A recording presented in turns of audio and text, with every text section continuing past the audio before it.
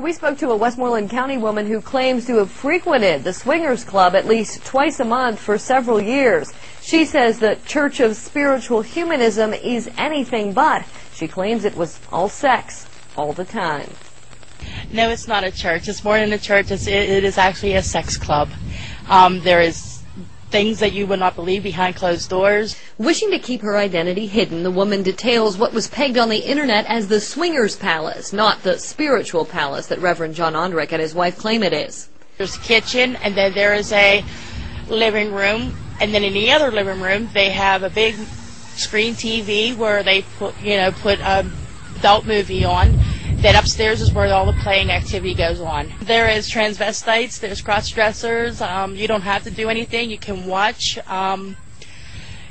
or you can participate. Others who claim to have been inside say it's filled with beds, black lights, and sexually themed rooms.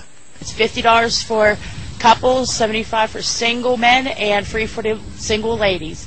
That fee is what's prompting North Huntington Township to take a closer look. The operation, whatever it is not illegal, but officials say it's really a business being run in a residential area. To continue, Reverend Ondrick is asking the zoning board for a variance, and they'll be obligated to grant him one if he can prove he's running a church.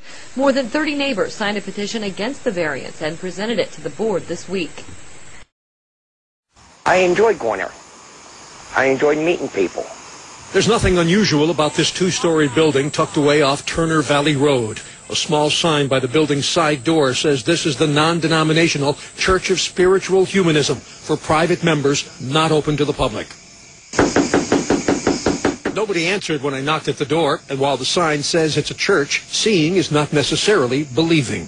When you go upstairs into the rooms, it's like walking into a porno, because everybody's having fun. And that's what it all boiled down to, is having fun and enjoy the partner you're with or whoever. Tom didn't want to be identified. He told me he and his girlfriend had been to the alleged church dozens of times, and it never had anything to do with religion. It had everything to do with sex. Sometimes there would be an orgy, and other times it was just a small group. But nothing's ever got out of hand down there for them in order to call the cops or anything like that.